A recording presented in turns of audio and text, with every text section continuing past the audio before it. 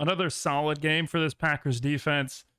Obviously, the defense was put in very, very tough positions. The offense did not work at full efficiency in this game. So, considering those circumstances, they did a very, very good job. So, let's dive right into the film and see how they're able to do it. First play here is essentially going to be a cover 3 match. We've got this motion. It's going to give man principles, but essentially it starts out as a cover 3. And we end up getting into this scramble drill. So we got Stroud scrambling outside, and that's where Nixon up at the top is going to come into issues, because Tank Dell just does a very good job of recognizing his QB is scrambling out to the right. So he's going to quickly turn back. And when you're in those man match principles, it's very, very tough to break out and follow the receiver. And this almost looks identical to a touchdown that the Texans had last week. But fortunately for the Packers, this ends up as a drop, and it easily could have been a touchdown that could have swayed the game early on. Next play, this is something that was new that I like to see, and this is going to be looking at Gary here. Probably see it in the thumbnail as well, but Cooper calling him over, and he's going to be kind of playing a role that, Clay Matthews had of playing inside, and he's just going to generate pressure from the inside. Nobody's going to slide over to protect him. He gets through, forces that rollout, and then forces a high pass in the flat, and this is on 3rd down. So instead of this short field for the Texans turning into a touchdown, this ends up being a field goal drive. So in the red zone, Packers defense remaining stout. Then we'll just watch this from the end zone angle as well. I got the motion, of course, seeing how they adjust. So Stroud is going to change the play at the line. Gary just roaming around the middle there, gets through, beats the guard, forces that pressure, and then the outside contain is there as well. Getting their hands up, forcing a higher pass. And they're not able to convert that 3rd down. All right, next play, Packers are going to be playing cover 3 sky, it looks like. And you're just going to get this kind of dagger route on the inside, a basic route on the inside. They run a double in concept, right? And this makes it challenging for Williams, who's playing the post safety position, because you've got a receiver out here that's pushing vertical, pushing an outside stem, and that could easily turn into a post. Right, so as the deep defender, Williams has to respect that, and that's just going to leave Schultz wide open here. All right, so I think with this check release here, the outlet coming out, you've got this guy coming in the flat, so McKinney has to watch him. Right, these backers are then going to be pulled up. Their eyes are seeing this outlet, so that's going to create more space for Schultz to run this in route. So you can see that slight step forward from Cooper, right? Creating even more space and making that throw easier, so the Texans get a big play there. Not too much to analyze on this next play. Keep your eye on the right tackle. His foot here is going to get tangled up with the tight end, and this might be Gary's easiest sack of his career. It's just nobody there, and Stroud obviously can't do anything. You're just not expecting pressure that fast, and we'll see it from the end zone angle as well. But 71 takes his step out, steps on the foot, slips, and that's an easy sack. And even if it's not an easy sack from Gary here, I think Van Ness is doing a good job of pushing Tunsil back with a bull rush. Next play, we're going to focus on Williams here. He just continues to impress. Here he is in the run game, coming off the edge and able to wrap up the running back there. It looks even better when you look at it from the end zone angle. But he's going to be slicing in. He's beating that block from the receiver, from Diggs. And he's going to make contact right at the line of scrimmage. Of course, running back gets a few extra yards, but anytime you're initiating contact at the line of scrimmage, slowing him down, allowing your teammates to help out, that's a darn good play. Hafley did a very good job of showing multiple looks. Here you're going to have something I'm pretty sure I saw it in a college game this weekend, but I think it was Georgia that showed a double mug and they brought a corner blitz. This is essentially going to be the same thing, except it's going to be you're showing a double mug and you've got a safety blitz. So McKinney is going to be coming off the edge here. All right, show that double mug. Both of those guys drop out. So that messes up the pass protection for the offense. And now you have got Schultz and you have this stunt that is working as well, right? So Gary was originally lined up outside of Schultz. So Schultz is anticipating that he's got to block him. Instead, he is going to stunt on the inside and replace those dropping backers. And you're just going to have a free rusher here on the outside. So this is just great play design, creative blitz scheme, showing something that they haven't shown yet this year. And you're going to get a speedy safety getting a free release at the back of the quarterback. So this could have been potentially an even bigger play if Stroud doesn't turn and see him coming at the very last second and he gets to brace and protect the football. If he doesn't turn around, doesn't notice that, that could easily be a sack, fumble, and a turnover for the Packers. All right, here you go with it. More stunts and scheming from the defense. This, you're going to have a huge wraparound from Gary, right? And he's going to end up being the new contain player. You're going to have Wilson, who's going to dive in here, and that's going to get the attention of Tunsil. And he's trying to work these guys inside. So then this wrap is essentially going to work out. But you've got Enagbare on the outside. He's going to be checked here by the wide receiver, and he's going to get some pressure, and it puts Tunsil in a tough position because of what Wilson does here. So Wilson doesn't necessarily make the pressure on the quarterback. He doesn't get a stat for it, but you can see he's been picked up by Tunsil. He's been picked up by the running back, and now he is being picked up by the guard. So Wilson has touched 3 of the blockers here, and you're going to have 2 free runners after that. All right, Tunsil not going to have the speed to catch up to Enagbare, and then with that stunt of Gary coming around the backside, he can now be a new contain player, and Stroud with that quick release able to throw the ball away, and that is a great third down pressure. And we'll see it from this angle as well. So Wilson stepping in for Quay Walker, great job, right? There's nothing that this guard is going to be able to do, right? Because he sees the stunt coming from the other side. Running back and Tunsil both on Wilson. And because of that inside pressure from Wilson, that guard gets caught up. Now Gary's free on the outside. Could have had a second sack if Stroud wasn't so quick with his release. And of course, we've got the dreaded punt return that ends up being muffed.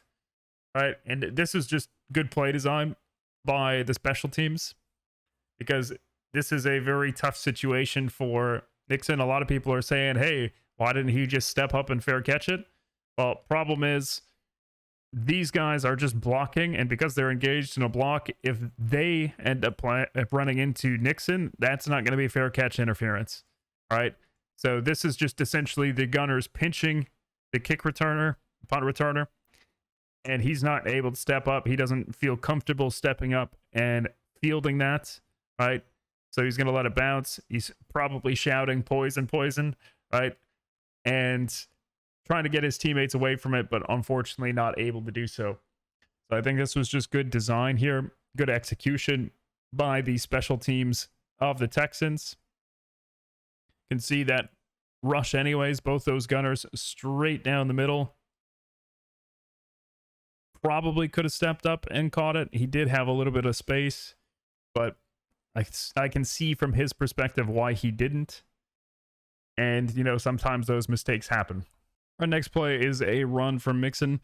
I'm not sure if the Texans meant to do this based on the play design, and I'll see it better from the end zone angle, but you're going to have Stover that's going to motion in.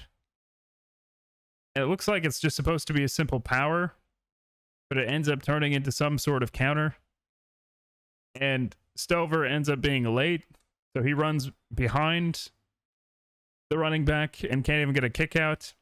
But I think it could just be Stover being a little bit slow on this in the counter action, because it does look like it's meant to be a counter, because you've got down blocks here with a pulling guard. So let's just look at that motion. You've got Wilson. His eyes are on Stover, and he's going to essentially slide over because Stover is going to take that first step to the right.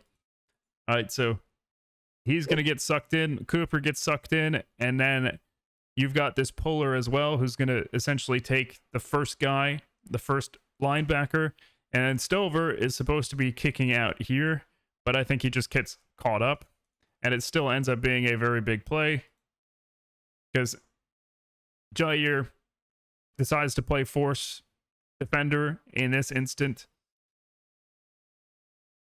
Doesn't dive in until someone else makes contact. And then this one is just going to be a simple outside zone. Got Stover lead blocking on the edge.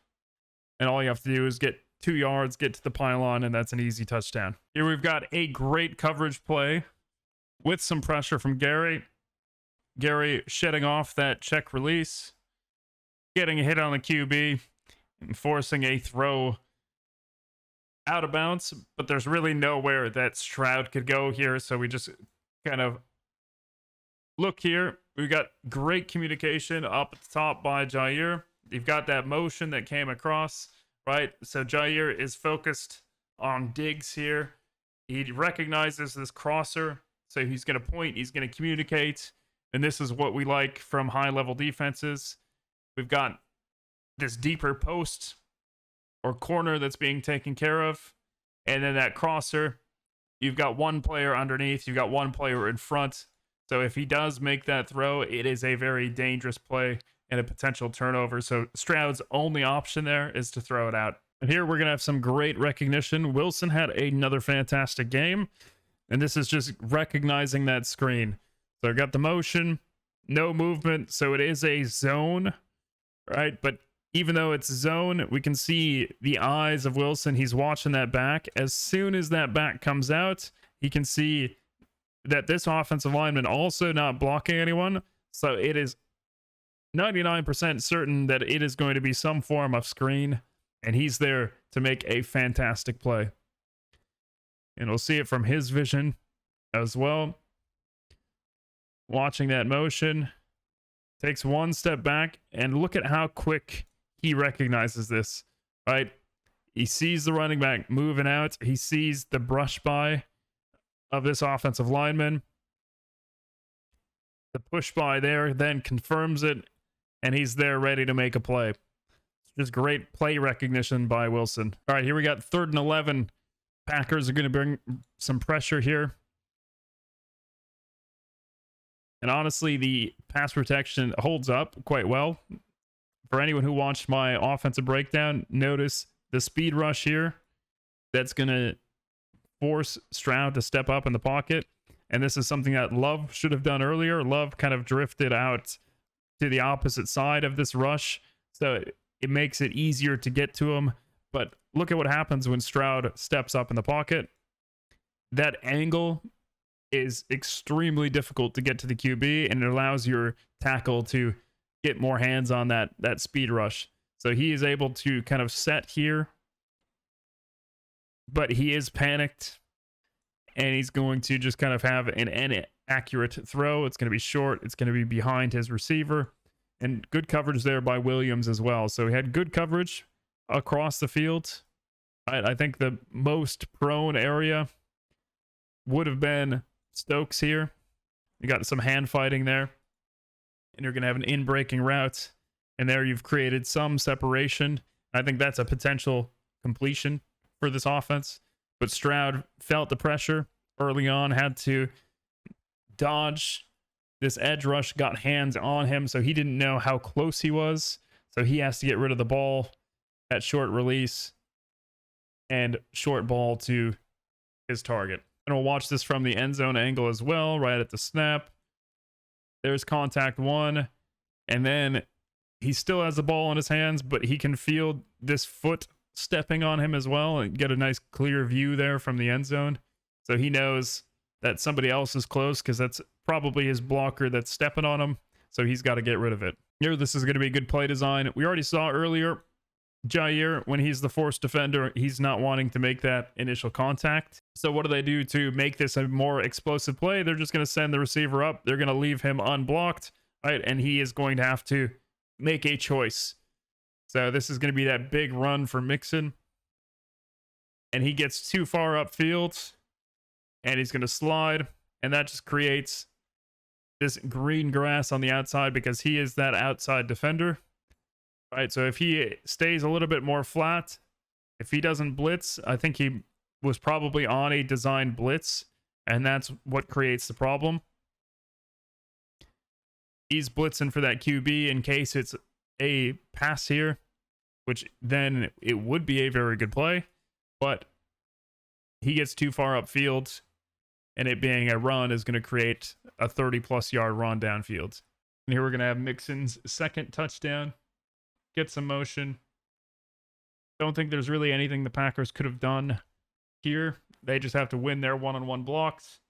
They have a good design here of getting the center up to the mic. And since they get hands on these defensive linemen, on the linebacker, all Mixon has to do is power through. And that's a very tough position for Wilson to take someone down who's running full speed with a shoulder down. And then you get the second 2-point conversion. Obviously, there was a flag on the first one, so this is going to be the second attempt. And this is just a great job by Williams on the bottom part of the screen. He's going to make that tackle before Mixon can get any momentum. He's got to do this little bit of a jump cut. So he's got to reset his feet so he's not moving forward. And Williams just keeps his eyes on his hips and runs through him. We'll see it from this end zone angle as well. Got the motion. And he kicks out the linebacker. So he's going to spill on the inside. And he's just going to get those eyes on the hips, drive, take him to the ground. So just textbook play there by Williams. Here we're going to get some more pressure. Focusing on Wilson again. He just does another good job of occupying these blockers. And he's going to end up getting the sack. And we'll see it a lot easier from the end zone angle. But Kenny Clark, Wilson had a great tandem here. So Wilson going to the outside, and we got this little bit of a twist. So that's going to free up Kenny Clark. Then that new most dangerous man for number 70 is going to be that inside guy based on where his QB is.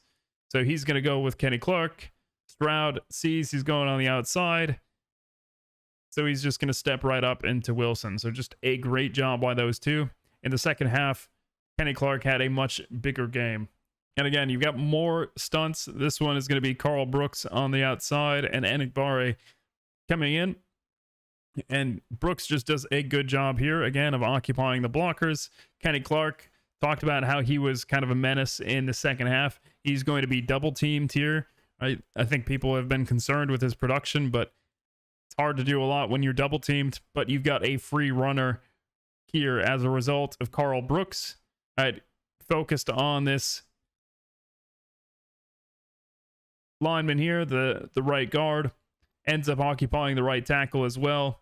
And then you've got Enigbare, who's going to wrap around quickly, and it's going to be too late for that guard to catch up. Forces a rollout and an inaccurate pass. Then we'll see that action again from the end zone angle. Carl Brooks doing a nice job. Enigbare keeping it tight. And an inaccurate ball to someone who's covered by two safeties anyways. Here we're just going to have the Packers sniffing out a screen again. This is Carl Brooks, 2 weeks in a row that he's been sniffing out these screens, and that is a near turnover. All right, so you get some pressure because there's no lineman blocking. They're just trying to get out, trying to get these rushers upfield. All right, they let them go very quickly. But Carl Brooks, with that recognition, he sees the back setting up for a screen, and he's able to get his hand on him, force a throw that has to be a little bit too far outside because the QB can't miss on the inside. He can't just put it on his chest here because Brooks is there, and it gets tipped up, and unfortunately Cooper can't come down with it. All right, next play. Here you've got that double mug look. Earlier in the game, they dropped these guys out and they brought pressure from the side. All right, so you've seen this look multiple times. and they've done it differently each time, and this time is going to be a different look. This time they're actually bringing the double A gap, and they're doing a cross. All right, so Cooper is going to be crossing, and then Wilson is going to be coming through afterwards. And that's just Wilson getting his second sack of the day.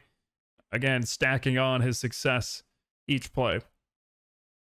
We'll see it from the end zone angle as well.